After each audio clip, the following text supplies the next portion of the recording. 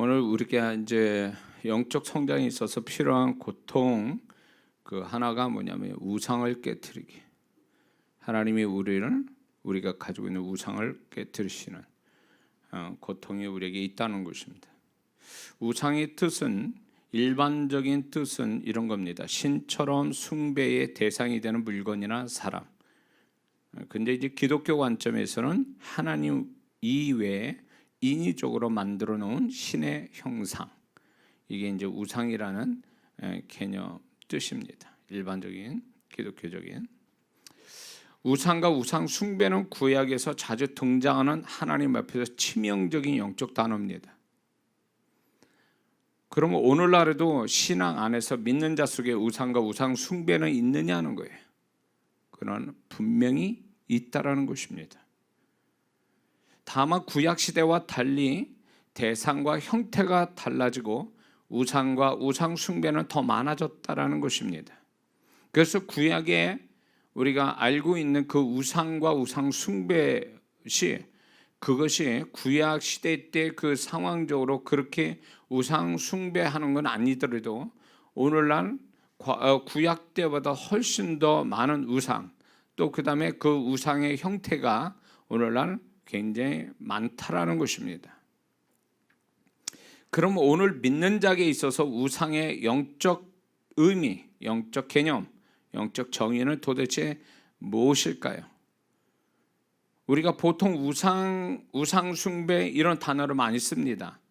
구약을 보면 그게 많이 나오기 때문에 그렇게 쓰지만 과연 그 우상과 우상 숭배가 나하고 무슨 관계냐? 믿는 나에게. 분명히 이거는 굉장히 밀접한 관계가 있기 때문에 이 부분을 잘 들으셔야 저와 여러분들이 살아가면서 우리 자신들이 알면서 만들어낸 우상이나 또 내가 알지 못했던 우상들이 있는 거에 대해서 하나님이 어떻게 하시는가, 어떻게 말씀하시고 어떤 생각 가지고 어떻게 처리하신가를 분명히 알아야 된다는 겁니다. 자, 그렇다면 믿는 자에게서 우상은 도대체 뭐냐 할 때 첫 번째는 하나님과 하나님의 말씀 그 같은 동급으로 여기는 것이 우상입니다. 그렇게 생각은 안 하지만 행위를 보면 그렇게 나타난다는 것입니다. 하나님과 그분의 말씀과 동급으로 여기는 것이 있다는 것입니다. 두 번째는 우상의 개념은 하나님과 하나님의 말씀만큼 중요하게 여기거나 하나님과 하나님의 말씀보다 더 앞서는 것, 이것이 우상인 것입니다. 또 세 번째 개념은 하나님과 하나님의 말씀만큼 자신에게 영향력을 주는 것, 그것이 우상입니다. 네 번째는 하나님과 그 말씀만큼 귀하게 여기는 것, 이것이 우상의 개념입니다. 자, 그러면 우상 숭배의 의미는 뭐냐?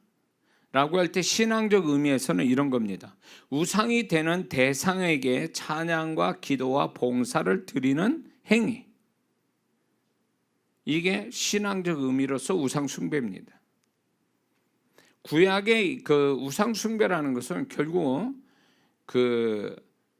어떤 그 형태를 만들어 놓고 그 앞에서 하나님께 제사를 드리고 제물을 드리고 이렇게 그 앞에서 뛰노는 춤을 추고 아주 난잡한 그런 어떤 행위를 하는 것이 그것이 그때 당시에 우상 숭배의 모습이었습니다.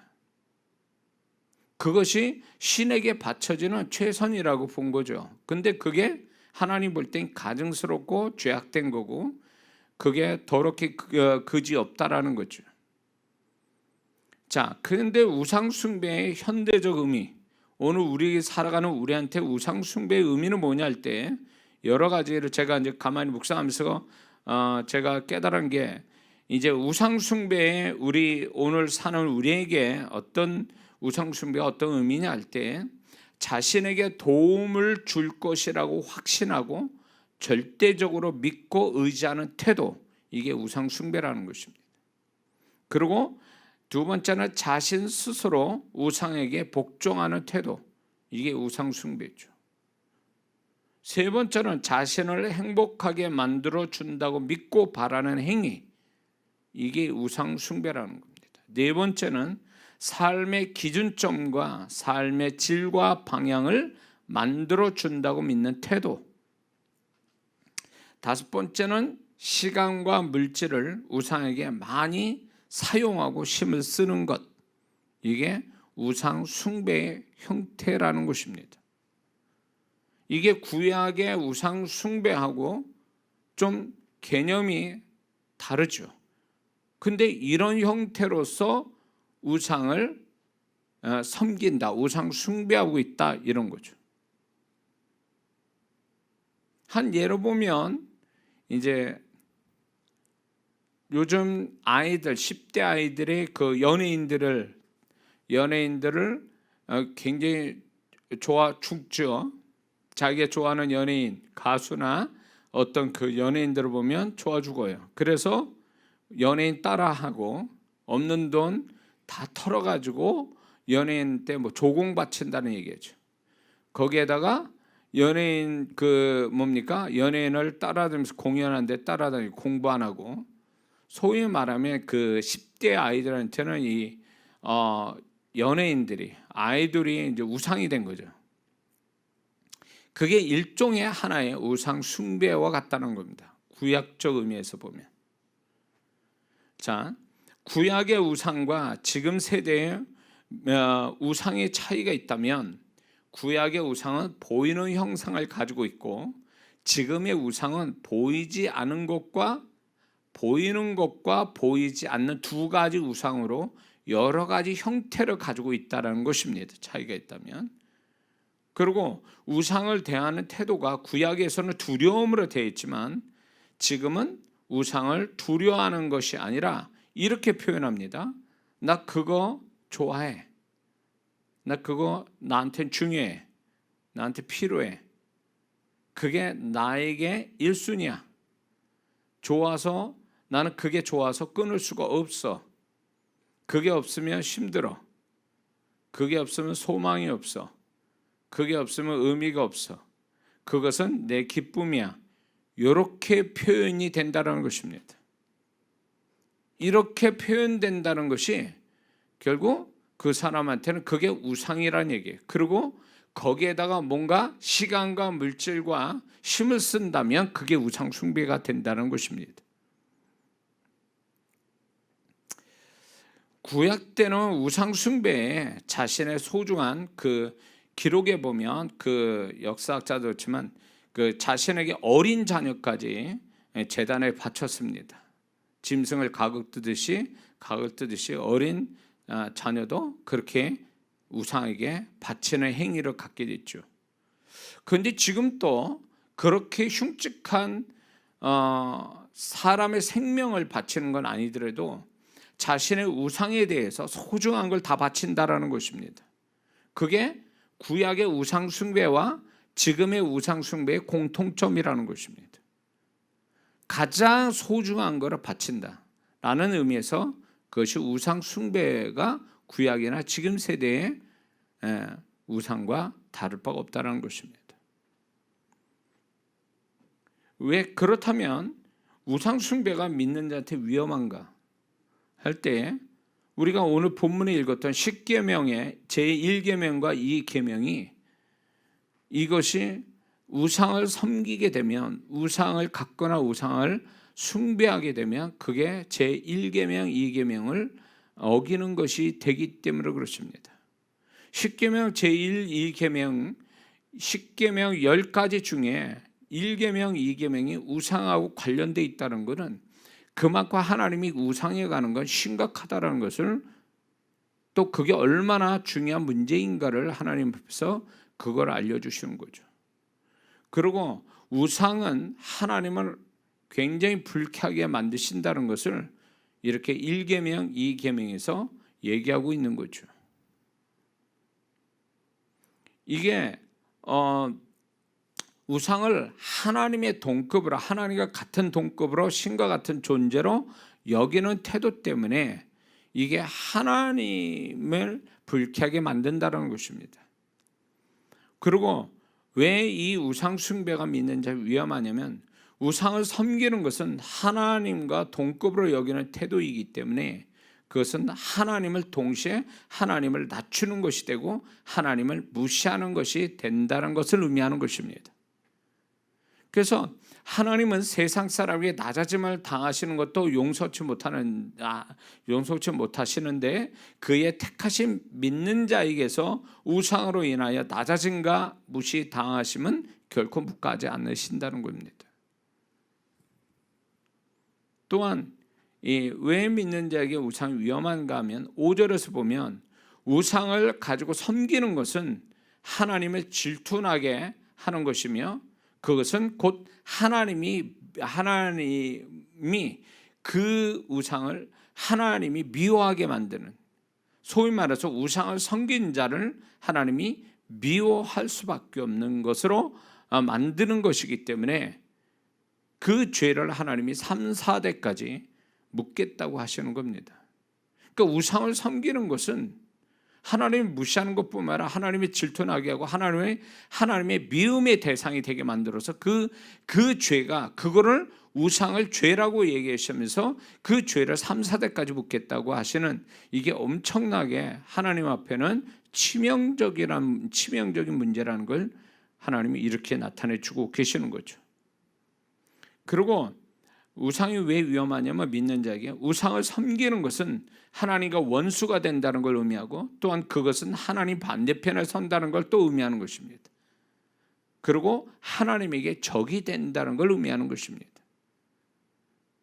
구약의 그 우상의 개념은 하나님이 이런 식으로 지금 생각하고 있었다라는 것을, 이게 구약에서만 사건이 아니라 오늘 우리가 살아가는 믿는 자들에게 있어서 우상을 갖게 된다면 하나님이 동일하게 이렇게 구약의 이스라엘 백성을 대하시듯 그렇게 대하실 수 있다는 걸 얘기하는 것입니다. 그래서 많은 그리스도인들이 구약에서만 우상 숭배에 대한 하나님의 어떤 그런 모습을 보이는 것만이라고 생각하는데 그게 아니라 오늘 살아가는 믿는 자에게 우상이 있다면 하나님은 동일한 이런 태도를 또 보이신다는 걸, 그것을 우리는 두려워해야 된다는 거죠.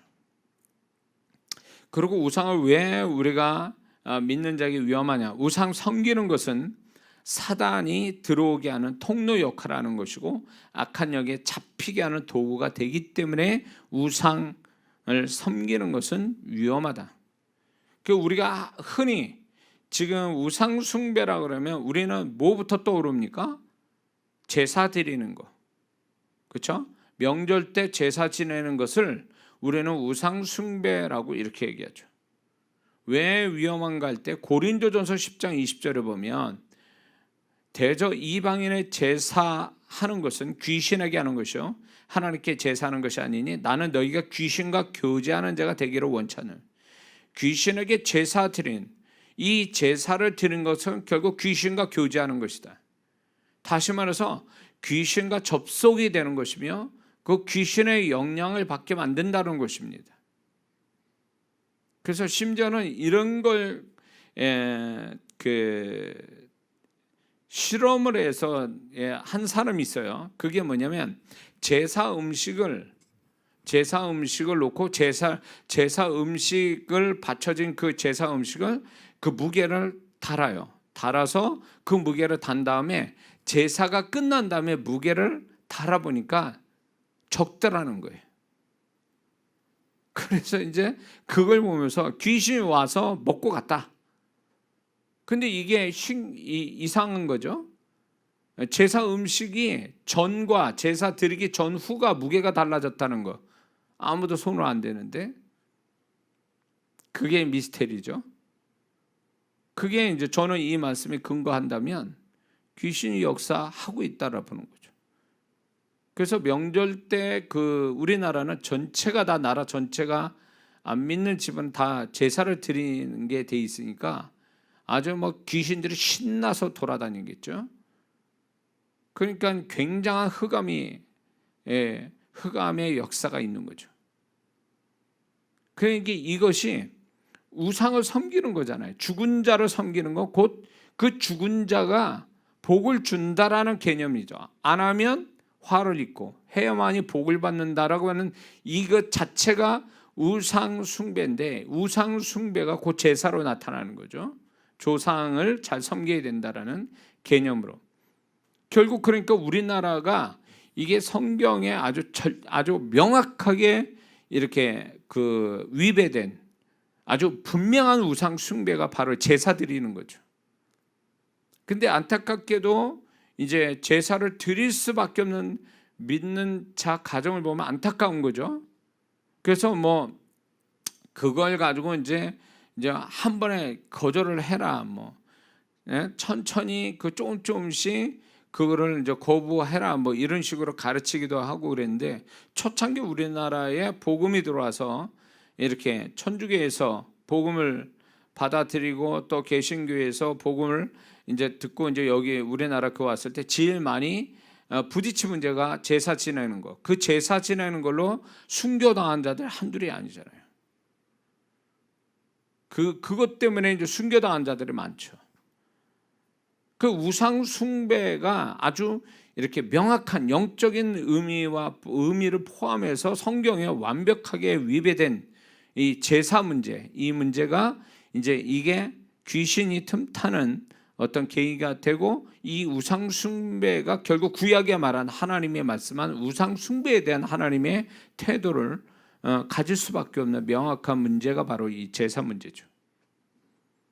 그래서 하나님은 구약에 보면 우상 숭배한 자를 어떻게 처리하시는가 보면, 이제 우리가 두 군데서 보면 출애굽기 32장에 이스라엘 백성들은 광야에서 모세가 시내에 서서 내려오질 않으니까 금송아지 만들어 가지고 이제 그들이 이제 애굽에서 인도해낸 너희들 신이다, 우리의 신이다라고 이렇게 말을 합니다. 그리고 그 앞에 제사를 드립니다. 그런데 이거 기억하셔야 돼요. 그 시간에 하나님은 실시간으로 그들의 말을 모세에게 하시고, 그 현장의 상황을 실시간으로 하나님은 모세에게 말씀하고 계셨어요. 그러니까 이 우상 숭배하고 있는 그 우상과 우상 숭배하는 거에 대해서 하나님은 실시간으로 그걸 알고 계시고 그걸 바로 판단을 하고 계셨다는 거죠. 결국 어떻게 됐습니까? 같은 동료에 의해서, 레위 족속에 의해서 3,000명이 죽잖아요. 그 일로 해서 레위 족속이 하나님의 인정을 받아서 그들이 하나님의 성전을 섬기는 족속으로 하나님 세워주시잖아요. 이게 하나님의 판단이에요. 우상 숭배자에 대한 하나님의 판단이죠. 뿐만 아니라 사사기를 보면요, 사사기의 3장 7절을 보면 자기 하나님 여호와를 잊어버리고 바알과 아세라를 섬긴지라 여호와께서 이스라엘에게 진노하사, 이렇게 말씀하세요. 하나님이 우상 숭배에 대한 것을 진노하시면서 이방 족속에게 이스라엘을 붙이면서 그들이 침략당하고 죽임을 당하는, 이게 자그마치 350년 동안 7번이나 반복됐다는 거죠. 그런데 하나님은 7번 동안 계속 그들이 우상 숭배에 빠지면 계속 하나님이 징계하고 계셨다는 겁니다. 이게 우상 숭배에 대한 하나님의 판단이에요. 하나님의 태도라는 거죠. 그래서 하나님은 그 우상 숭배를, 우상과 그 우상 숭배를 버리지 않는 한 버릴 때까지 징계하신다는 거죠. 그런데 이거를 구약의 하나의 옛날 이야기를 듣는 사람들이 있어요. 이거를요. 그래서 이게 구약에서만의 문제가 아니라 오늘날 우리가 새로운 신종, 현대판 우상과 우상 숭배가 있다라는 거예요. 그래서 하나님은 믿는 자들을 영적 성장을 이루게 하기 위해서 반드시 필요한 고통을 하나님은 허락하시는데, 그것은 영적 성장을 치명적으로 가로막고 있는 우리가 내적 외적으로 가진 우상과 우상 섬기는 태도를 하나님이 아시고 그걸 깨트리신다는 것입니다. 우리가 가진 우상들, 내가 만들어낸 우상, 나도 모르는 사이에 내가 가지고 있는 우상, 알고 있는 우상, 모르는 우상, 이런 우상들이 안팎으로 보이는 우상, 보이지 않는 우상, 내 안에 있는 우상, 내 바깥에 있는 우상, 이런 우상들을 하나님은 알아보신다는 거예요. 그래서 하나님이 이거에 얼마나 예민하고 민감하신지 10계명의 1, 2계명으로 말씀할 정도면 그거를 이스라엘 백성들한테 얘기하셨다는 것은 내가 이걸 최우선으로 다루는 거야 라는 얘기죠. 근데 오늘날 믿는 자들이 교회 생활을 열심히 한다면서도 그 열심히 하는 그 속에 사람마다, 믿는 자마다 보이게 보이지 않게 우상을 갖고 있고 적게 갖거나 많이 갖게 되고 그 우상에게 숭배를 한다는 거죠. 아까 얘기했죠. 숭배의 개념을, 우상 숭배의 개념을 가지고 신앙생활을 한다는 것입니다. 그러면 하나님이 이 두 가지를 같이 겸비한, 하나님과 그분의 말씀을 믿고 따르는 신앙과 그 자기가 만들어내거나 자기도 모르는 사이에 만들어진 우상에 대해서 하나님이 같이 섬기는 것에 대해서 하나님은 어떻게 하실까라고 할 때 하나님이 이거를 절대로 묵과하지 않는다는 거죠. 비록 오늘날 믿는 자들이 어떤 우상이 있다고 해서 구약처럼 하나님이 극단적으로 처리하시진 않지만 하나님은 믿는 자들이 가지고 있는 어떤 우상이라도 발견이 된다면 반드시 시간이 갈수록 계속 깨트려 가신다는 거, 이건 분명한 사실입니다. 어린 신앙 때는 하나님 앞에서 무엇이 우상이고 우상 숭배인지를 잘 모를 수 있어요. 그리고 우상을 버릴 만한 신앙이 안 돼서 잠시 하나님이 그것을 용납하시기도 하지만 어느 정도 신앙이 자라면 하나님은 우상을 깨는 이 작업을 믿는 자 평생토록 그거를 작업을 하신다는 걸 우린 잊지 말아야 됩니다. 그래서 자신의 우상이 점점 없어져서 오로지 하나님과 그분의 말씀만 자신 안에 모든 것이 되어질 때, 자신에게 모든 것이 되어질 때 그것이 비로소 신앙생활 잘하는 증표요 하나님이 바라시는 모습이라는 걸 우리는 잊지 말아야 될 줄 믿습니다. 기도 잘하고 신앙생활 잘해요.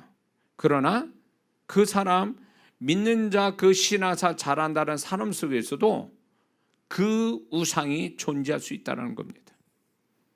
이거는 뭐하고 또 이제 이렇게 뭐하고 또 이렇게 얘기가 될 수 있냐면, 자, 구원받았는데 귀신이 들어올 수 있냐? 우리의 마음과 육체. 구원받았는데 들어오죠.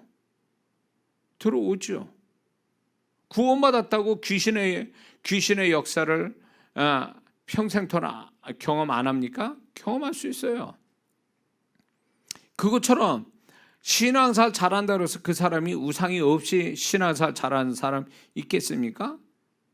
신앙생활 잘하는 사람도 결국은 그 우상이 자기도 알게 모르게 가지고 있을 수 있다는 거예요. 근데 이 우상을 알고 스스로 깨트려 가느냐 아니면 하나님이 깨트려 버리시느냐 이 차이뿐이에요. 자, 고린도후서 1장에 그 바울이 아시아에서 당한 환난을 경험을 하면서 그 무시무시한 환난을 당할 때에 그가 그 환난을 통해서 깨달은 게 뭐냐면 자기를 신뢰하지 않고 하나님만, 죽은 자도 살리신 하나님을 신뢰하는 것을 깨달았다. 그 환난을 통해서 할 때에 이 말은 무슨 얘기냐면 바울은 그 아시아에서 당한 환난이 결국 자기 자신을 신뢰하는 우상, 자신의 우상을 하나님이 깨트리기 위해서 이 환난을 주셨다는 거 얘기하는 거예요. 그리고 오직 자기에게 우상은 하나도, 그 마지막 자아라는 것을 신뢰했던 그 우상을 버리고 오직 죽은 자도 살리시는 하나님만 믿는 그 신앙을 갖게 해줬다. 갖게 하기 위해서 하나님 환난을 주셨다라고 얘기하는 거예요. 바울에게도 이 고백이 있을 정도면 우리는 더 말할 것도 없죠.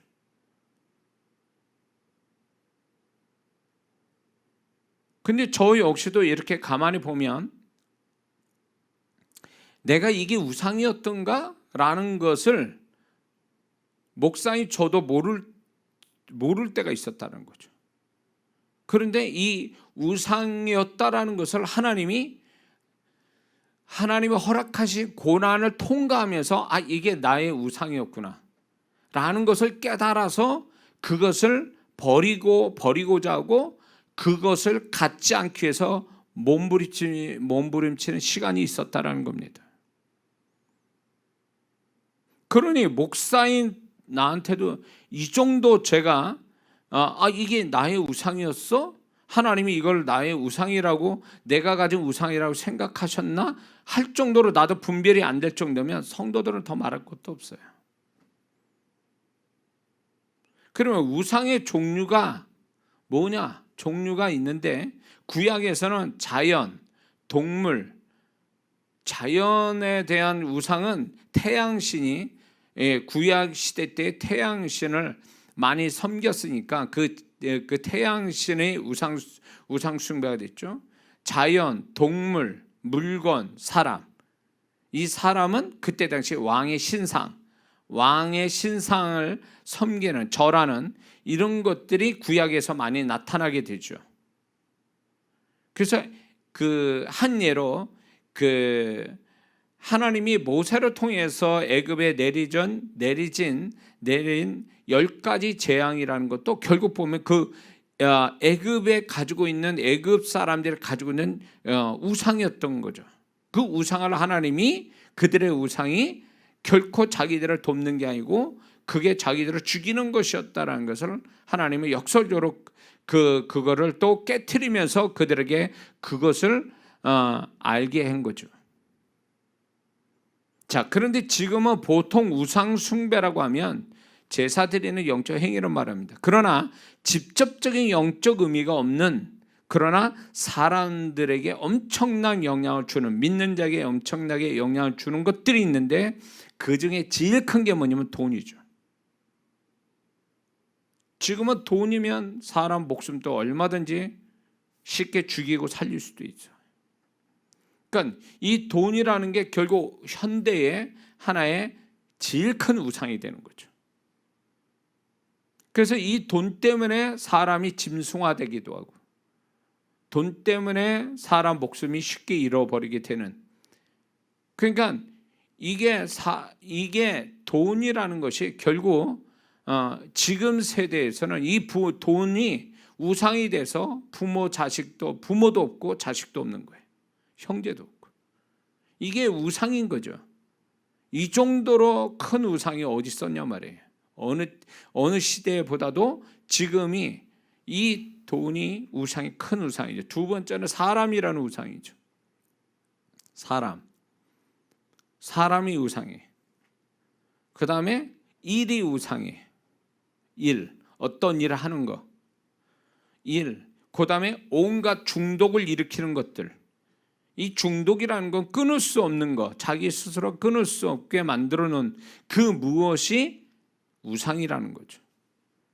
요즘은 젊은 애들 게임, 내지는 요즘 또 나이 먹은 사람들 돈벌이 없으니까 주식, 이것도 우상이에요. 이거 이것도 하나의 우상이에요. 매일 그냥 봐야 되고, 그래프를 봐야 되고, 코인 하는 사람들, 이런 사람들이 자기 스스로가 못 끊어요. 그래가지고 완전 패가 망신해야 비로소 그때 이제 손 털고 일어나는, 이게 뭐냐면 결국 자기 스스로 끊을 수 없는 중독 현상을 일으키는 모든 것들은 다 그게 우상이에요. 우상이 아까 개념 얘기했죠. 하나님과 그 말씀보다 더 중요하게 여기고, 그것이 행복을 가져다 줄 것처럼 생각하는 그 행위가 우상 숭배라고 얘기했지 않습니까? 개념을. 거기다가 이제 어떤 물건 같은 게 우상이 되기도 하죠. 유별나게 아끼는 거, 많이 투자하는 거, 자기 돈을 많이 이게 이제 우상이 되는 거예요. 그래서 별것도 아닌 거예요. 막 돈 엄청 쳐들이는 사람도 있어요. 그게 우상이 된 거예요. 이건 마누라도 없고, 이건 가정도 없어. 그 물건 하나에. 결국 그게 가정도 깨트리고 관계도 깨트리고, 이런 것들이 그 정도 올 정도로 뭘 모으고 가지고 있는 어떤 물건 자체가 그렇다면 그 물건 자체가 우상이 되는 거죠. 참 희한한 사람도 많더라고요. 이렇게 보면은 별거 아닌, 내가 볼 때도 별거 아닌데 그 사람한테 뭐 이건 부모보다 형제보다 자식보다 더 귀한 거로 여긴다면 그게 우상인 거죠. 응? 그게 떡 나오는 것도 아니고 돈 되는 것도 아니고 그게 말하는 것도 아닌데 그걸 자기한테 무슨 도움, 실제적으로 도움 주는 것도 아닌데 그 물건에 막 애착을 갖고 있는 거, 그 자체가 우상이 되는 거죠. 그러니까 이런 여러 가지 우상들이 지금 현대에 그런 어떤 우상들을 가지고 있다는 거죠. 근데 구약에서는 우상이 단순해요. 하나 내지 몇 가지 이상의 우상은 없어요. 그런데 지금은 사람 성향 따라 많이 가지기도 하고 적게 가지기도 합니다. 구약은 우상을 갖고 싶어서 갖는 것이 아니라 강압에 의해서 어쩔 수 없어서 갖게 되었지만 지금은 스스로 자원해서 우상을 만들고 우상에 잡혀 산다는 것입니다. 그리고 우상 숭배는 10대 아이들 같이 연예인 잠깐 좋아하는, 잠깐 가지는 우상도 있지만 오랫동안 우상을 가지고 있는 경우도 많다라는 것입니다. 하나님은 믿는 자가 이제 가지고 있는 여러 우상들, 본인이 보이든 보이지 않든 알든 알지 못하든 하나님이 판단하실 때 제가 우상 가지고 있구나, 이런 거 딱 가졌을 때 하나님은 그때부터 작업이 들어가는 거죠. 그래서 이거를 좀 우리가 알 필요가 있습니다. 우리가 왜, 나는 신앙생활 잘하는데 왜 고난이 올까? 내가 볼 때 하나님께 잘못 없고 징계받을 일도 없는데 왜 나한테 고난이 따를까? 라고 할 때 이 여러 가지 해석이 있죠. 믿는 자의 고난은 그게 영적인 의미가 있는데 어떤 고난이든 간에 질병이든 돈이든 사람이든 일이든 어떤 일이든 간에 고난을 받을 때 자기가 잘못한 것도 없는데 고난을 받을 때 그 고난의 의미는 영적인 의미를 갖게 되는데 하나님이 허락하셨으니까 그 의미가 여러 가지 이유가 있는데 그 중에 하나가 뭔지 아세요? 그 사람이 우상을 가지고 있는데 스스로 깨지 않아서 하나님이 아주 깨버리려고 작정하고 대들으시는 게 고난이에요. 그래서 이 고난을 받는다고 할 때 이 고난이 하나님이 허락하신 이유 중에 하나가 바로 제가 우상을 가지고 있는데 그 우상을 고난을 통해서 깨트려야 되겠다라고 작정하고 그 사람한테 고난을 허락하시는 거예요. 그래서 많은 사람이 여러 가지로 고난을 받을 때 뒤에 가서 내가 이게 잘못됐다, 하나님 앞에서 이게 뭐 명확한 뭐 도덕적 윤리적인 죄는 아닌데 이게 하나님 앞에 잘못됐구나, 믿는 자로서의 그걸 깨달을 때 그 깨달음 자체가 이제 어떤 면에서 그게 이제 우상이 깨져서 그런 얘기할 수가 있다는 거죠.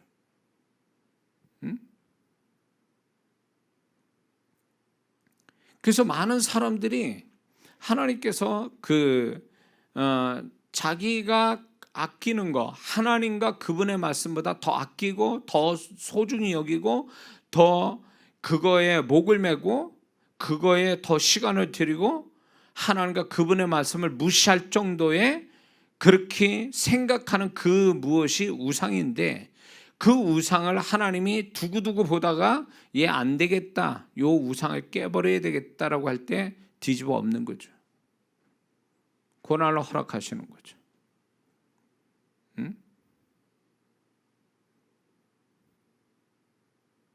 너무 자식이 귀해. 그 자식이 귀해서 하나님과 동급으로 여겨 그 자식을. 그러면 어떻게 할 것 같아요? 하나님이 그 부모한테는 자식이 우상이 되는 거죠. 심지어는 저 강남에 있는 제가 들은 얘기예요. 거기서 사역했던 분한테 교회 열심히 다니는 집사님들이 아이를요 교회를 안 보내, 주일날. 왜? 대학을 가야 되니까, 점수를 잘 내신을 받아야 되니까 주일날 교회 못 오게 해요. 너는 독서실 가라, 학원 가라, 이러는 거예요. 그래가지고 이제 좀 나오라고 그렇게 얘기하면 굉장히 기분 나빠한다는 거예요. 애가 지금 공부해도 대학을 가야 되고 좋은 학교를 가야 되는데. 그러니까 그 부모는 자식이 우상이 된 거예요. 자식이 잘 되는 거. 근데 저희 그 동기분이 거기 있었는데 그 이름 되면 다 아는 그 큰 교회 강남에 사역자 부교육자로 있었는데 그렇게 아꼈던 그 자식 놈은 대학을 못 갔다는 거죠. 그리고 정말 주의를 잘 지키고 이랬던 그 아이들은 자기들이 원했던 대학은 다 들어가고. 실제 간증이에요 이거. 그분한테 들은 얘기니까.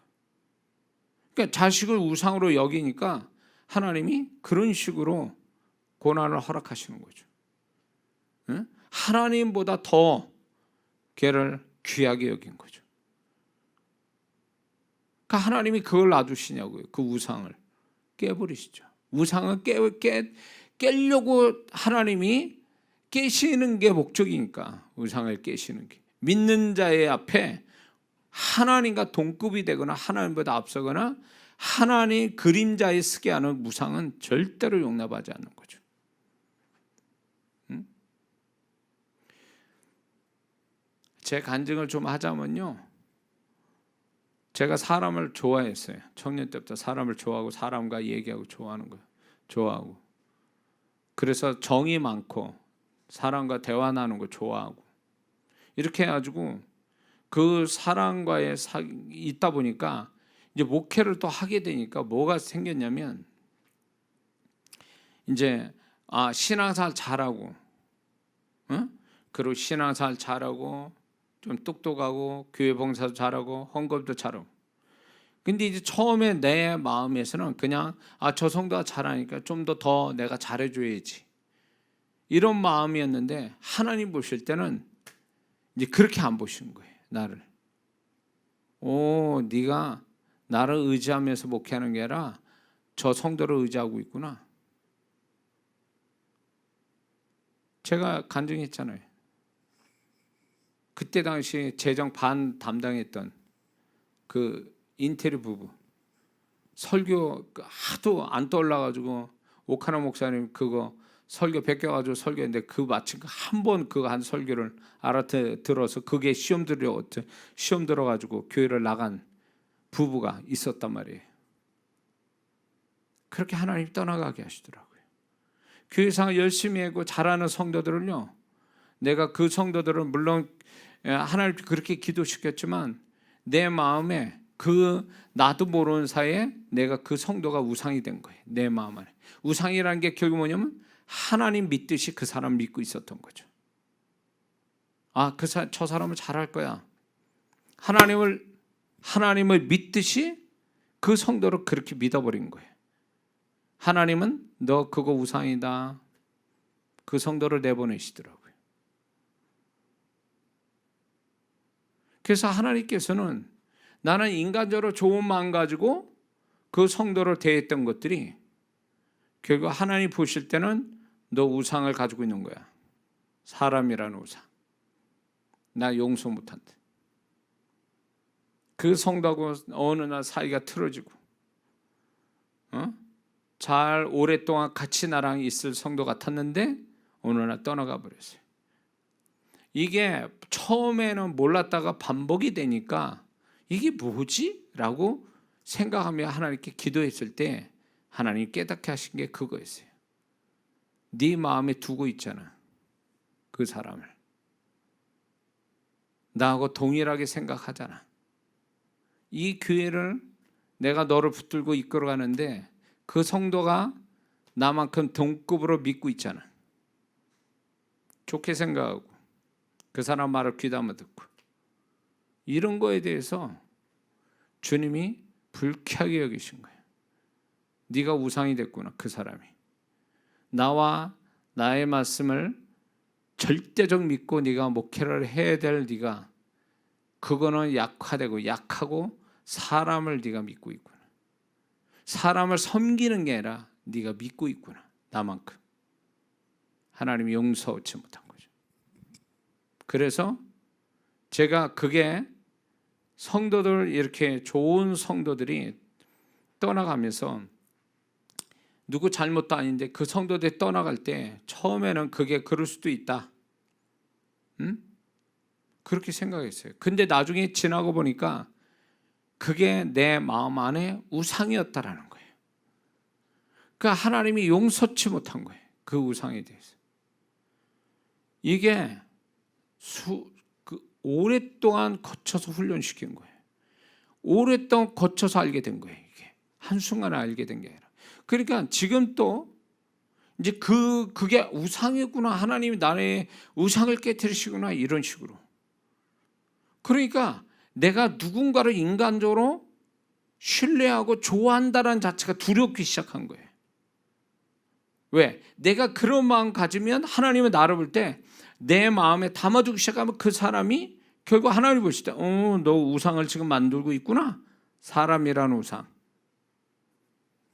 그러면 조만간 이제 관계가 깨지고 나 상처받고 그렇게 헤어지고, 그러니까 제가 그게 반복이 되다 보니까 이제는 내 마음속에 사람을 담아둔다는 게 무서운 거예요.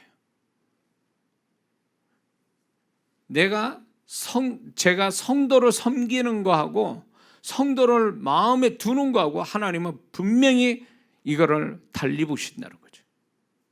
네가 내 마음 가지고 그 성도를 섬기는 거냐, 아니면 그 성도를 네 마음에 담아두고 네가 신뢰하고 좋아하는 거냐, 이 부분을 정확하게 알아보신다는 거예요. 그래서 그때에 제가 사람이 우상이 된다라는 것에 대해서 제가 이제 교회 바깥에 사역을 하면서 제가 이제 그런 사람의 우상에 빠질까봐 조직을 안 만들었어요. 그리고 그런 사람들한테 전화를 안 하는 거예요. 관계를 안 가져요. 왜? 이런 사람과 친하게 지나면 그때 당시에도 조심스러워했지만, 그래서 초창기 때는 집회 딱 끝나면 딱 끝이에요. 연락도 안 하고. 이러다 보니까 처음에는 그 저를 알던 분들이 옆에서 도와주는 이렇게 많은 목사님부터 해서 성도들이 많았는데, 내가 너무 이게 차갑게 이렇게 딱 끝나면 헤어지고 안 보고 집회 되면 또 만나서 이렇게 너무 냉정하게 보고 이제 그렇게 보니까 서운해하고 이랬단 말이에요. 오해도 하고. 근데 나는 그분들이 싫어서도 아니고 그분들에게 그분들이 나빠서가 아니에요. 내가 그분들이 과거처럼 사람을 좋아하고 전화하고 만나서 밥 먹고 막 이런 일에 되고 조직을 만들어서 이렇게 하면은 그게 하나님 보실 때 너 우상을 갖기 시작했구나. 어떻게 하실 줄 아니까 내가 안 했던 거죠. 그 바람에 저를 아는 분들이 이장 목사는 그런 사람이 안 좋았더니 되게 차갑고 그러면서 저를 오해를 하는 거예요. 그러나 지금 만약에 그때 그분들이 제 설교를 듣는다면 이게 제 진심이에요. 그 사람들을 잃어버릴까 봐, 그 사람들에 대해서 내가 우상이 돼서 그 사람과 관계에 끼어져서 안 보일까 봐. 심지어는 제가 이제 각 지방마다 그렇게 이렇게 사역자분들을 경기도 도별로 이렇게 묶어놨어요. 그래서 제가 가서 사역도 가르치고 같이 대화도 하고. 근데 어떻게 된 줄 아세요? 하나님이 그거 깨트리시더라고요. 그래서 주님께서 너 조직 만들지 마라, 사람 가까이 하지 마라. 그래서 그때 제가 이제 지금 그때부터 해서 지금까지 마찬가지예요.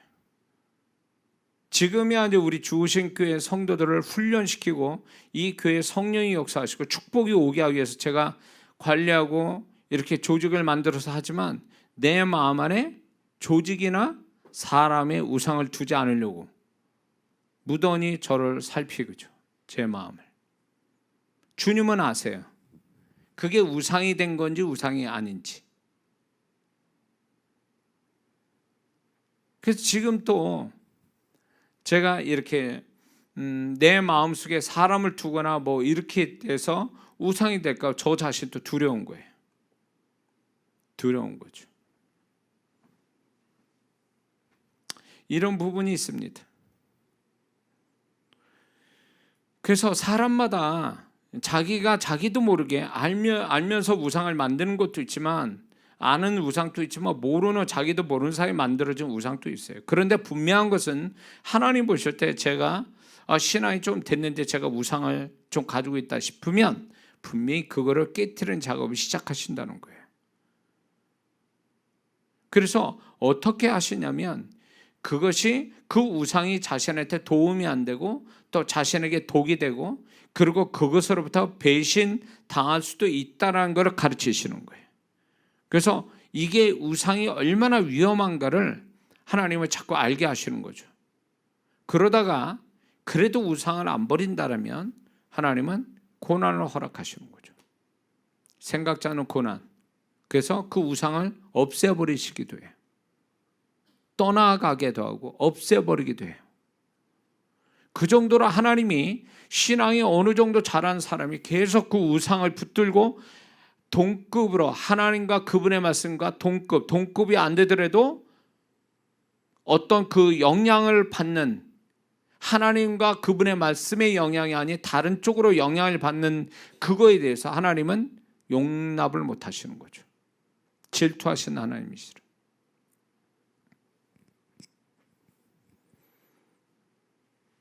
그래서 우리가 고난을 받을 때, 아니면 내가 생각지 않는 어떤 상황들이 벌어져서 뒤통수 맞거나 손해를 보거나, 아니면 이제 이런 상황들이 생기면 우리는 그 상황이나 그 사건을 가지고 상처받아서 씩씩거릴 게 아니라, 하나님이 이걸 주관하고 계신다면 이것이 과연 무엇을 의미할까? 내가 가지고 있는 어떤 우상을 깨시기 위한 하나님의 메시지가 아닌가, 하나님의 작업이 아닌가를 좀 생각해 볼 필요가 있는 겁니다. 신앙이 좋아지면 좋아질수록 하나님은 그 우상을 용납하지 않으세요. 바울조차도 그 자기를 신뢰했던 그 우상을 깨트리신 하나님이라면, 신앙이 좋아지면 좋아질수록 그 사람의 가지고 있는, 안팎으로 가지고 있는 우상을 점점점 없애버리는 게 하나님의 뜻이에요. 그래서 본인이 스스로 알고 없애버리든가, 아니면 그걸 안 한다면 하나님이 강제로 없애버리신다는 거죠.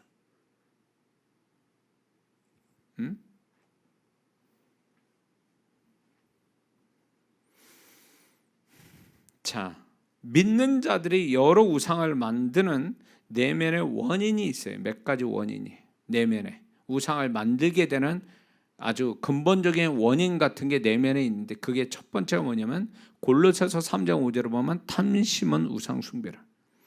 뭔가 더 가지려고 과도한 욕심을 갖는 그 자체가 우상 숭배가 되고, 그것으로 인하여 만들어진 것이 우상이라는 거죠.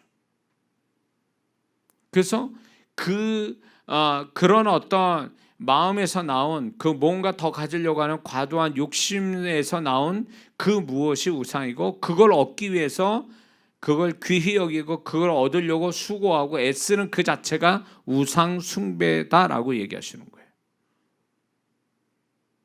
많은 소위 말하면 이런 거죠.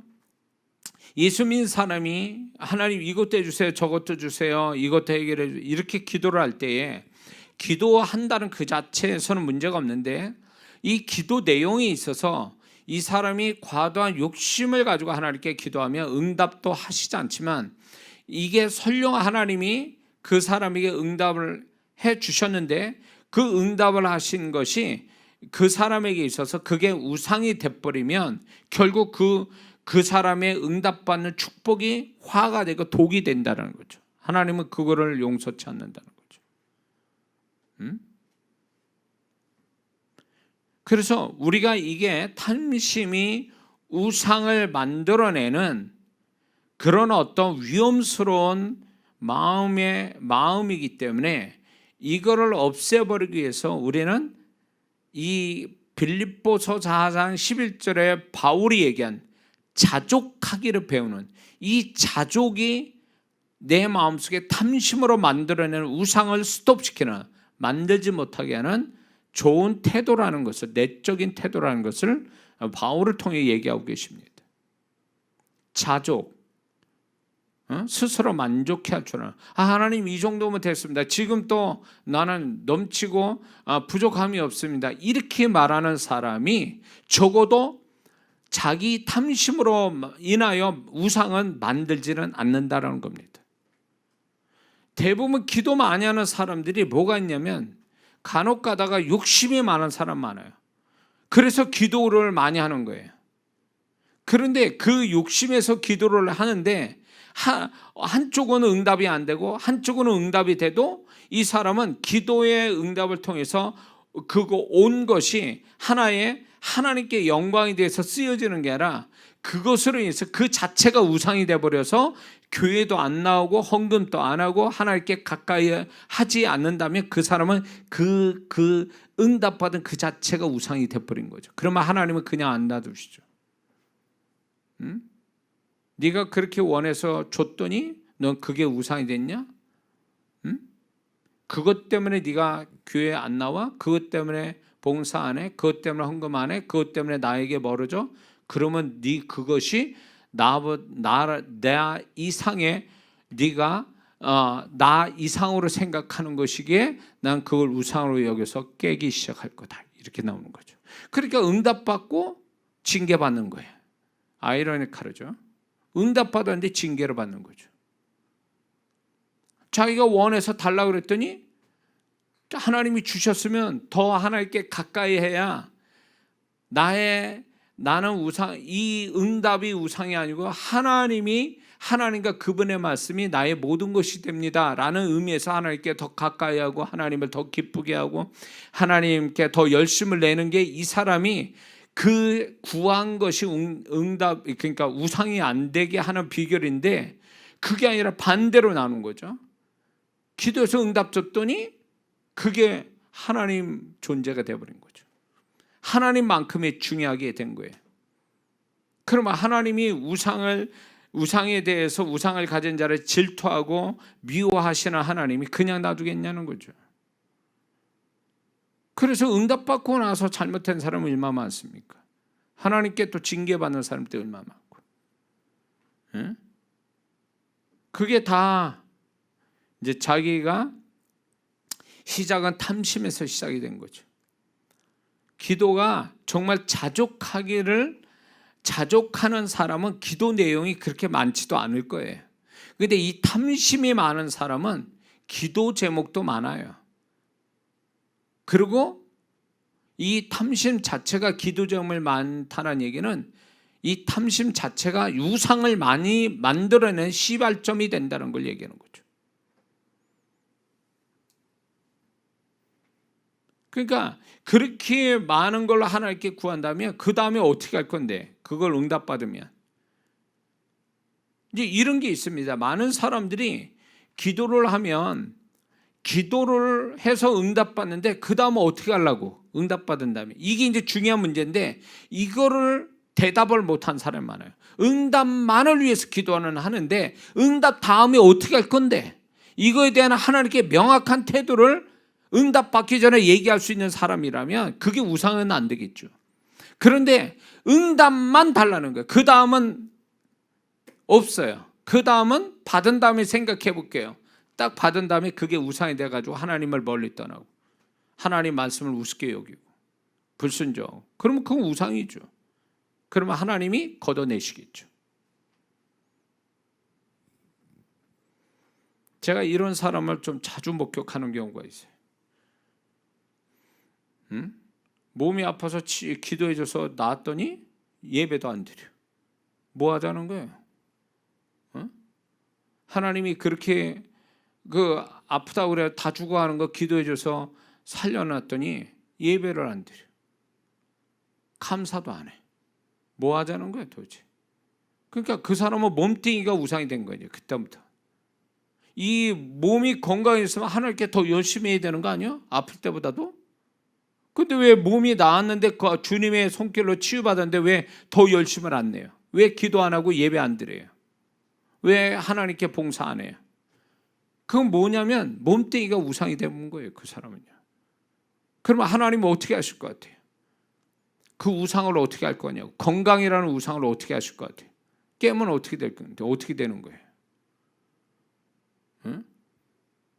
그러니까 이게 신종 우상이라는 개념이 아직 정립이 안 돼요. 믿는 자들 속에요. 구약의 우상 숭배라는 건 아는데 지금 살아가는 자기 자신의 우상과 우상 숭배라는 개념이 안 돼 있어가지고 그거는 분명히 하나님 볼 때 너 우상이야 그거 너 지금 우상 숭배하고 있는 거야 라고 하는데 그거를 모르는 경우가 너무 많다는 거예요. 모르는 경우. 하나님과 그분의 말씀을 우습게 여기고 무시하고 거기에서 멀리 떠나고 순종하지 않는다면 그건 다 우상이 되는 거죠. 기도 응답 받은다고 그게 다는 아니잖아요. 그렇지 않습니까? 뭐가 우리를 내적으로 우상을 만드는 내적인 원인이 또 하나가 있는데 그게 애정 인정이에요. 애정 인정 아시죠?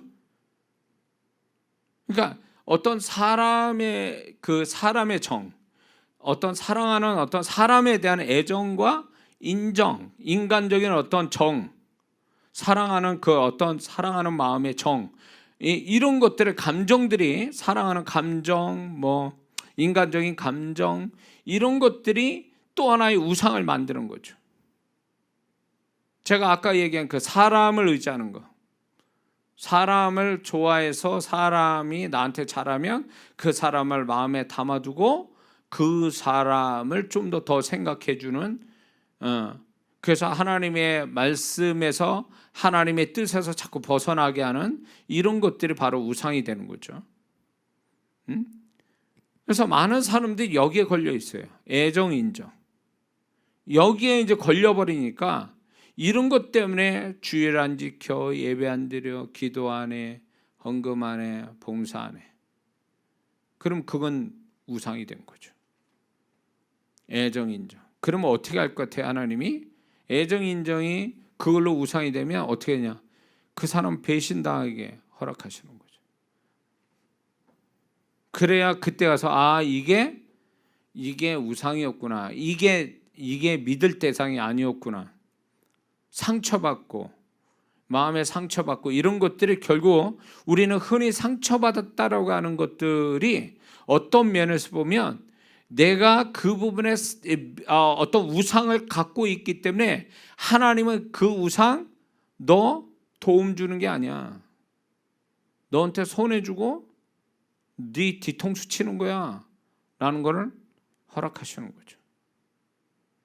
하나님이 조종한 건 아니고요.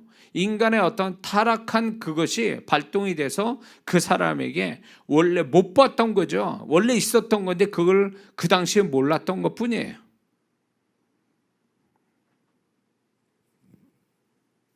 애정 인정은 어떻게 해야 되나요? 그걸 이기는 이 우상을 깨는 방법은요.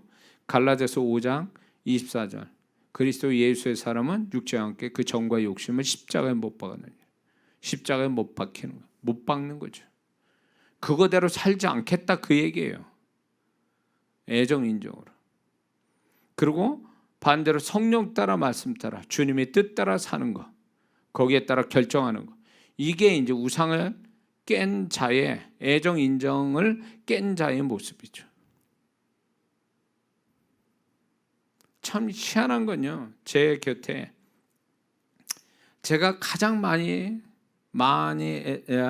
신경 써주고 제가 제일 많이 도움 준 사람, 그것도 긴 시간 동안 제가 많이 아껴주고 기도도 해주고 도움도 줬던 그 사람이 결국 제 뒤통수 치더만요.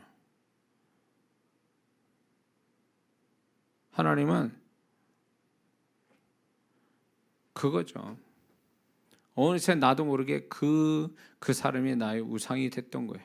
잘 도와주고 잘 따르고 그러니까 나도 그만큼 배려해주고 기도해주고 챙겨주고 이랬던 것들이 결국은 하나님 보실 때 야 너 여지껏 네 사역 그 사람 때문에 한 거니? 그 사람이 도와준 것 같아? 하나님이 결국 배신을 맞은 거죠. 그 상처받은 상처. 심한 상처를 받은 거죠.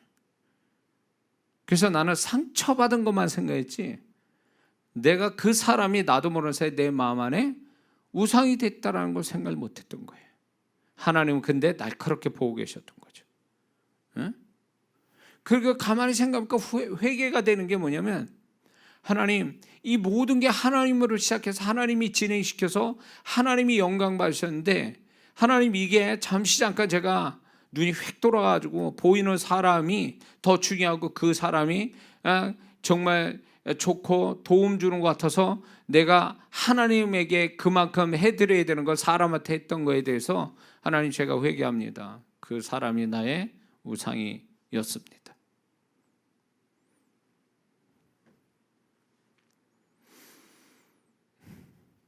자, 또 우리 내면에 우상을 만들게 되는 원인이 또 하나가 있는데 그게 두려움이에요.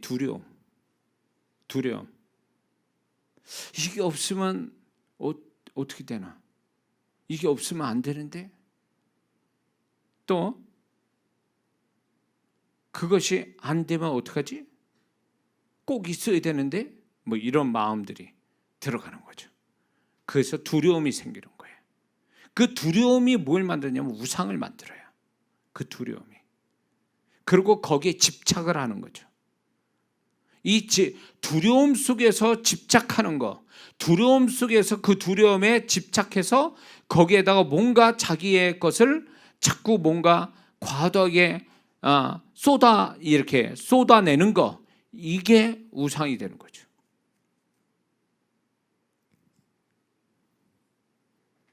하나님은 두려워하지 말라는데 나는 뭔가를 두려워해요. 그게 무서워 이게 아니에요. 그런 두려움이 아니고 이것이 이 사람이 이 일이 없으면 안 되면 어떡하지? 돼야 되는데 뭐 이런 어떤 염려하고 걱정하는 것이 그게 하나의 어떤 그 두려움 같은 그런 마음들이 들을 때에 그래서 그것 때문에 전전긍긍하고 집착하는 거, 그래서 거기에다 과도하게 신경 쓰는 거, 이거는요 우상이에요. 우상을 만들어내는 거예요. 그거를 자기 스스로가. 하나님이 그렇게 말씀해서 우리에게 두려워하는 마음을 우리에게 주신 적이 없다는데, 두려워하면 그게 너한테 임한다고 분명히 또 말씀하고 있는데 두려워해요. 우리는 하나님과 그분의 말씀만 두려워해야 될 사람이 하나님이 원치도 않는 하나님이 두려워하지 말할 것에 자꾸 두려움을 갖게 된다면 그 두려움 자체가 우상을 만들어낸다 그거예요. 많은 사람이 이 두려움 때문에 우상을 자꾸 만드는 거죠. 여러 가지 우상을 만들어요. 두려움의 종류도 많잖아요. 뭐 별별 두려움들이 다 있잖아요. 살아가면서. 이 두려움이 우상을 만들고 그 우상은 결국 하나님이 깨트리시는 게 돼버리고 마는 거죠. 그러면 이 두려움은 결국 이 두려움이 우상을 만들 때 이 해결책은 뭐냐? 하나님을 두려워하는 마음만 가지면 그 쓰잘데없는 두려움은 사라지게 돼 있다는 거죠. 하나님을 그분과 그분의 말씀을 두려워하는 마음이 없으니까 이 쓸데없는 두려움들이 자꾸 들어오는 거예요. 그리고 이 두려움을 주는 귀신들이 있어요. 우리 안에 두려움을 주는 귀신인데 그 귀신이 결국은 우리를 우상을 만들게 하는 거예요. 자꾸. 그래서 이 우리 안에 쓰잘데없는 두려움은 예수의 이름으로 쫓아내고 이 두려움을 안 가지려면 하나님과 그분의 말씀을 두려움 마음만 가지면 나머지는 두려워하지 않게 돼 있거든요. 정말 두려워할 건 두려워하지 않고 두려워하지 말아야 될 거 두려워하고. 그래서 하나님이 이런 거죠. 네가 두려워하는 걸로 해서 우상을 만들었다면 하나님께서 그 두려움을 실제 상황으로 만들어버리는 거예요. 너 두려워하는 거? 그래. 그대로 두려워하는 현실을 좀 봐라. 그러면서 하나님은 그 두려움이 쓸데없는 것이고 그 두려움이 나에게 우상을 만들었다는 것에 대해서 아주 회개케 만들려고 하나님이 또 그렇게 역사하는 경우가 있다는 거죠. 응?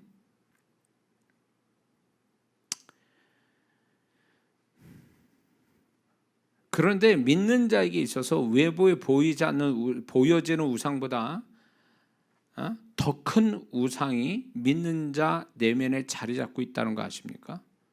더 큰 우상이, 외부에 보여지는 우상보다 더 큰 우상이 우리 안에 지금 자리를 떡하니 잡고 있는 게 있는데, 디모데후서 3장 1절에서 5절의 말씀에 나타난 자기 사랑, 돈 사랑, 쾌락 사랑, 이 세 가지 사랑은요 결국 세 가지 우상을 얘기해요. 왜? 사랑이란다는, 이 사랑이라는 단어를 썼다는 것은요, 이 사랑은 본질적으로 이런 거죠. 대상을 최고로 여기고 대상에게 최고의 것을 바친다는 게 사랑한다는 단어의 뜻이거든요. 그렇지 않아요? 내가 누군가를 사랑한다면 그 사람 최고로 여기고 그 사람한테 최고의 것을 주고 싶어 하잖아요. 이게 사랑의 개념이거든요. 그러니까 자기 사랑, 돈 사랑, 쾌락 사랑이 있다는 것은 그 사랑하는 돈과 자기와 쾌락이라는 이 세 가지가 우상이 됐다는 얘기예요. 우상. 그러니까 마지막 세대가 되면, 우리가 지금 마지막 세대에 사는데, 마지막 세대에 사는 사람은 돈, 자기, 돈, 쾌락, 이 세 가지 우상에 잡혀서 모든 행동을 다 하는 거예요. 그 시발점이 결국 자기 사랑, 돈 사랑, 쾌락 사랑에서 나오는 거예요. 이게 무시무시한 우상 세 가지예요, 우리 안에. 그래서 믿는 자들이 이게 좋아하는 차원을 넘어서 사랑하는 단계까지 가버리면 이거는 하나님과 원수되는 존재가 될 수밖에 없어요. 왜? 세 가지 우상이 내면에 딱 자리 잡고 있으니까 존재 자체가 하나님의 미움의 대상이 되고 적이 되고 하나님 깨부셔야 될 존재가 되고 마는 거예요. 그러니까 신앙생활 잘하는 것 같은데 그 안에 자기 사랑, 돈 사랑, 쾌락 사랑이 있어. 이거는 하나님은 내면을 보시기 때문에 쟤는 세 가지 우상으로 사는구나. 말씀 사랑, 주님 사랑, 영혼 사랑으로 가득 차야 될 내면을 자기 사랑, 돈 사랑, 쾌락 사랑. 누가 알겠어요, 그거를? 하나님밖에는 몰라요. 그러니까 오늘날 교회를 다닌다고 하면서도 이 세 가지 사랑을 가지고 교회를 다니니, 세 가지 우상을 품고 살아가니 무슨 거기에 하나님의 은혜가 있으며 하나님의 역사가 거기에 어디 있느냐, 그 얘기예요. 응? 그래도 적어도 제 집회나 이렇게 영상을 참여하는 분들의 기적을 경험한 사람들 가만히 이렇게 살펴보면 그 안에 이 세 가지가 없는 게 공통점으로 보여요. 이 세 가지가 없어요. 근데 열심히 기도합니다. 예배 드려요. 근데 이 세 가지가 우상으로 턱 자리를 잡고 있어요. 세 가지. 마음속에 이 세 가지가 있단 말이에요. 근데 그거는 서로 못 봐요. 하나님만 보세요. 그 사람이 뭐가 있는지, 우상이. 근데 이게 바깥의 우상보다도 더 큰 우상이고 강력한 우상이라는 거죠. 그래서 어떤 면에서 보면 믿는 자는요, 하나님이 그 사람 신앙이 조금 더 성장할수록 볼 거 없어요. 하나님은 이 사람을 세 가지 우상을 깨는 거는 어쩔 수가 없어요.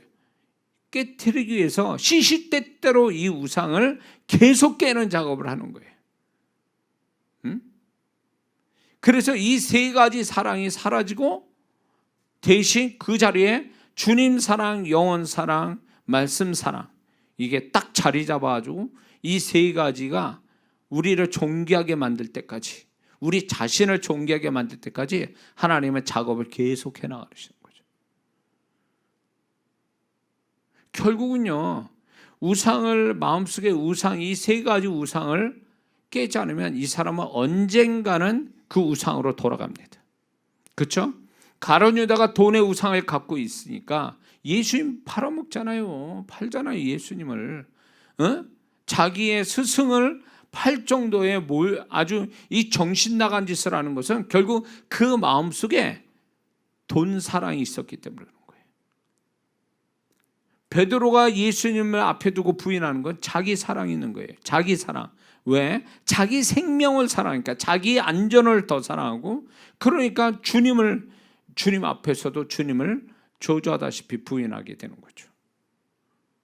결국 이게 아무리 교회 다니고 열심히 하고 뭘 어쩌고 그래도 결국 어느 상황에 딱 돌입하면 그 어떤 상황, 영적인 뭔가 위기가 딱 오면은 결국 우상이 있는 자와 없는 자의 차이가 딱 나오는 거죠. 우상이 없는 자는 하나님을 선택할 거고, 말씀을 선택할 거고, 우상이 있는 자는 그 우상을 선택할 거라는 거죠.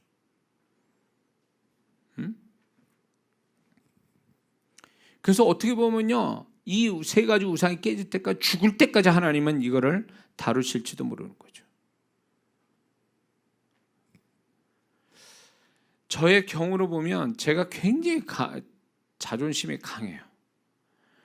그래서 우리 강한 두 분의 우리 부모님 피는 어쩔 수가 없어요. 그러다 보니까 남한테 아쉬운 소리를 못해요. 아쉬운 소리를 못해요. 도와달라는 얘기도 안 해요. 굶어 죽으면 굶어 죽었지. 그런 소리를 안 해요. 그렇게 심지어는 제 아내한테도 도움을 안 받고 내가 할 수 있는 데까지 다 해요. 남한테 도움 받는 게 그게 말하기 싫어가지고 제 혼자 다 하는 거예요, 그냥. 에? 그게 이제 제 어떤 그 일종의 제 강한 자존심이죠. 그리고 어떤 면에서 보면 또 이런 것도 있어요. 제 아내 저를 목회를 하면서 저를 이제 뜯어볼 때에, 지나고 나서 뜯어볼 때, 나는 적어도 성도들 앞에서 난 잘못이 없다라고 하는 어떤 면에서 보면 자기 의의가 굉장히 강한 사람이었던 거예요. 제가 자존심도 강하고 자기 의도 강하고, 그러니까 성도들 책망하기를 상당히 잘하는 거죠. 그리고 내가 강한 자존심이 있다 보니까 남한테 이렇게 말 듣지, 그러니까 싫은 소리 안 들으려고 하고, 싫은 소리 안 들으려고 내가 완벽하게 해내려고 하는, 이것도 결국 보면은 내 이 완벽주의도 결국 보면 내 강한 자존심에서 나오는 거죠. 그것도 자기 의가 또 결합이 되는 거죠. 하나님이요, 어떻게 하시는 줄 아세요? 목회 초반부터 막 성도분들이 막 말도 안 되는 오해와 비난과 이런 것들을 별것도 아닌 거 가지고 그렇게 사람 괴롭히고, 그래서 제가 전화 노이로제 같은 게 있어요. 전화에 대한 공포증 같은 게 있어요. 그래서 지금 또 이래 보면 제가 아는 사람 아니면 안 받아요. 왜 그러냐면 그때 당시 충격인 것 같아요. 하여튼 예배 마치고 집에 좀 저녁 쉴만하면 전화 와. 박모사한테 전화 와죠. 별 소리 다 해. 그 열받죠, 저는. 나는 잘못한 게 없는데. 이 성도들 뭐 하고 있나? 왜 이러지, 이 사람들? 그리고 내가 언제 돈 달라고 그랬나? 내가 언제 뭘 도와달라고 그랬나? 그 자존심과 나의 의라는 게 이게 믹서가 되면서 화가 나고 상처받고 막 이런 시간들이 많았던 거예요.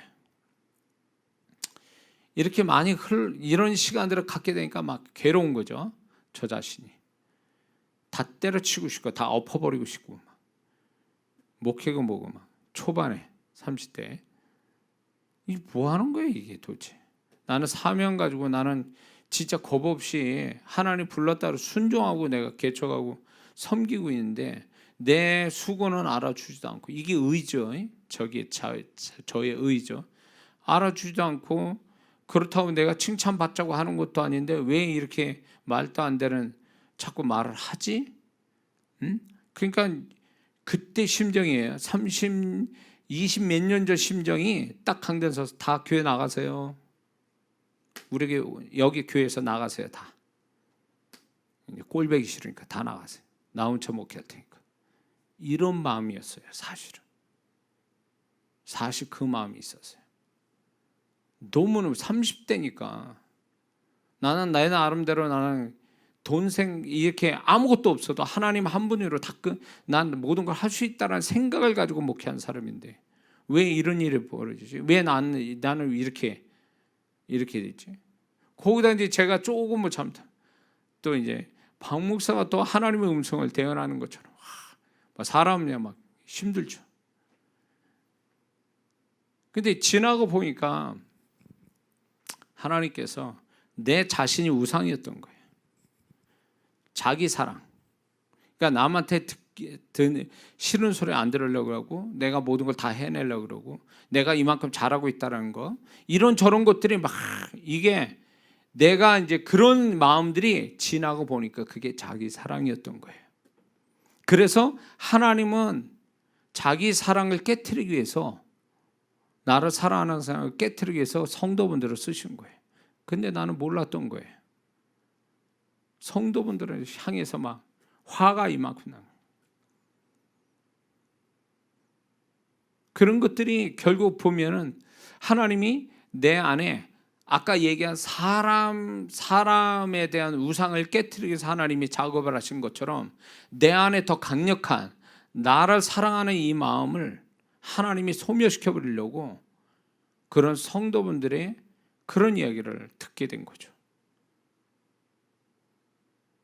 결국 그것이 그 성도분의 문제가 아니라 하나님의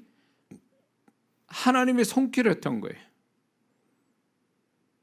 내가 얼마나 자기 사랑이 강한 사람인지, 나를 얼마나 사랑하는 사람인지를 알게 하시고, 그래, 어떤 면에서 보면 하나님과 한판 싸움 벌어진 거예요. 그래, 너를 사랑하는 마음을 버릴래? 아니면 계속 붙들고 성도들하고 싸울래? 근데 그게요, 전도하면서 깨지기 시작했어요. 전도 길바닥 나와서 목사가 아니라 하나의 전도자로서 제가 살았던 그 시간에 정말 별소리 다 듣고 뭐 진짜 뭐 린치도 당하고 막 이렇게 저렇게 하면서 욕도 먹고 이렇게 하면서 한 영혼에 대한 소중함과 내가 아무것도 아니라는, 내가 별별일 없는 나도 죄인이고 하나님이 나를 구원했다라고 하는 거, 그리고 이 못난 목사에게 은혜 받겠다고 그래도 와주는 그 성도들에 대한 고마움, 나한테 뭐라고 얘기하는 그 얘기도 결국 나를 위한 말이었는데 나는 내 자존심 때문에 내 자기 사랑에 충만한 나로 인해서 내가 스스로 오해하고 스스로 상처받은 이런 것들에 대해서 전도 현장에서 다 깨지기 시작한 거예요. 거기서 주님의 음성을 듣고 그리고 나의 실체를 보게 되고, 그래서 그때 회개 많이 했어요. 그 성도가 회개할 게 아니라 내가 회개해야 되는구나. 하나님 목회를 통해서 나를 깨트려 가시는 것을 나는 내가 나를 부인하는 자기 사랑이 아니라 자기 부인이 돼야 되는데 자기 부인을 못하고 있는, 자기 사랑이라는 우상에 갇혀 있는 나 자신에 대한 이런 것들에서 하나님이 회개를 시키는 거죠. 참 희한해요. 자기 사랑으로 충만할 때는 하여튼 뭐 박 목사 가지고 뭐라는 사람 없는데 날 가지고 뭐라는 사람이 이렇게 많은 거야 도대체. 성도도 많지도 않은데. 그게 결국 뭐였냐면요, 내가 너무 자기 사랑이 충만한 자였으니까 하나님이 그거 깨트리려고 성도분들을 쓰고 계셨던 거죠. 그런데 이제 내가 서서히 전도 현장에서 회개하고 주님 만나고 주의 음성 듣고 한 영혼의 소중함과 또 우리 교회에 오는 그 성도들의 소중함을 알게 되니까 성도들이 소리가 없어요. 전에 같은 말을 하질 않아. 성도들이. 그 희한하더라고요. 근데 그게 하나님께서, 저는 그게 우연이 아니고 주님이 저를 보신 것 같아요. 그 전도 현장을 통해서 내가 자기 사랑이 깨어져 가는 나 자신을 주님이 보신 것 같아요. 그것이 결국은 이제 내가 자기 사랑에 깨어져 가면서 동시에 자기 부인이 조금씩 되어 가니까 하나님께서 그 부분에 대해서 하나님이 그렇게 생각하신 것 같아요. 그러니까 너 그래, 요 단계에서 요 정도 하면 됐어. 자기 부인이 되고 네 자아라는 우상이 좀 깨어져 가는 거에 대해서 내가 기쁘게 생각한다. 이렇게 생각하시는 것 같아요. 지금 또 사실은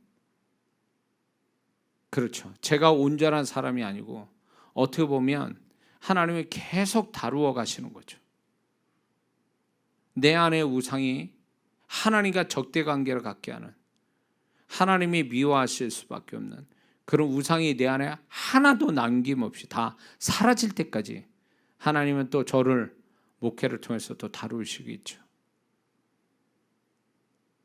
어쩌면 근데 목사만이 아니라 모든 성도들이 다 그런다는 거죠. 우리 안에 있는 숨겨진 그 우상, 내가 노골적으로 섬기고 있는 우상, 이런 거에 대해서 하나님은 그대로 보시지 않고 우리를 사랑해서 내가 우상을 섬김으로 해서 하나님이 은혜에서 끊어지고 하나님이 축복에서 사라지고 하나님의 반대편에 서 있는 것을 하나님이 안타까이 여기서 어떻게든 우상을 깨트리시는 하나님의 작업들이 있다라는 거. 그래서 내가 잘못은 없는데도 왜 나는 이렇게 고난이 오지? 왜 나는 이런저런 어려움을 겪고 있지? 왜 나는 이런저런 배신과 손해와 어려움을 당하고 있는가에 대해서 이거에 대한 하나의 해답이 결국 뭐냐면 내 안의 우상을 깨기 위해서, 내가 가지고 있는 우상을 이제 버리게 하시기 위해서 하나님이 그렇게 하고 있다는 거. 그래서 참 이 목사도 어리석어서 30대에 너무 어리석은 나의 모습 때문에 성도들이 상처를 많이 받았겠죠. 왜냐하면 내 우상을 내가 우상을 가지면서 그 우상을 버릴 마음 없이 그 우상을 붙들고 있으니까 그것 때문에 많은 성도들이 상처를 받았을 거고, 그것 때문에 하나님이 불쾌하게 여겨서 많은 시간들을 연단을 받고 고난을 받았다는 거죠, 저 자신이. 근데 이게 한때 지나치고 끝날 문제가 아니라 어떻게 보면 죽는 그 순간까지 그 우상을 밝히 드러내서 없애시는 하나님의 작업이 계속 누구나 다 있을 거라는 거예요. 그러기 전에 우리는 스스로가 내가 어떤 우상이 있는지, 어떤 우상은 사라졌고 어떤 우상은 다시 생겼는지, 신종 우상은 또 있지 않는지를 자꾸 우리는 살펴서 분별을 좀 할 필요가 있다는 거죠. 그래서 그런 우상을 갖고 있는 것에 대해서 위기와 문제의식을 가지고 자꾸 그런 것들을 어떤 형태로서 버리려고 하는 태도가 필요하다는 겁니다. 하나님이 작업하시기 전에 우리 스스로가 그런 거를 버리려고 한다면 하나님께서 기꺼이 도우신다는 거죠. 이 부분은 이렇습니다. 목사인 저도 여러분에게 이런 우상이 우리 자신이 각자의 보이고 보이지 않는 우상들을 다 가지고 있다라는 걸 얘기만 할 뿐이지, 진짜 그거를 밝혀내는 건 스스로 우리 각자가 내 안에 이런 우상이 있구나라는 걸 분별하고 알아내는 건 본인의 몫이에요. 그리고 그 부분에 대해서 내가 버리지 않는다면 분명한 것은 하나님은 그 성도를 사랑해서 하나님과 원수되지 않기 위해서 하나님 반드시 그 우상을 깨시는 작업이 그 다음에 진행된다는 것을 깨닫고, 그러기 전에 우리 스스로가 버릴 줄 아는 분별력이 있는 신앙이 우리에게 필요할 줄 믿습니다. 그래서 이 우상이 사라지는 것만큼 또 하나님이 그만큼 우리에게 다른 좋은 것들을 우리한테 그 우상이 사라지는 것만큼 그 은혜를 베푸실 줄을 믿습니다. 그러므로 하나님이 우리가 영적 성장에 필요한 이 우상 깨트리시는 그 고통이 우리 안에 어떤 식으로 우리 삶에 있다는 걸 알고, 그것을 하나님이 그런 고통을, 삶의 어떤 고통, 영적인 고통을 주실 때 그게 우상하고 관계가 있다는 것을 우리가 알고 그 우상을 발견해서 버리는 줄 아는 그런 지혜로운 성도가 되기를 주의 이름으로 축원합니다. 기도하겠습니다.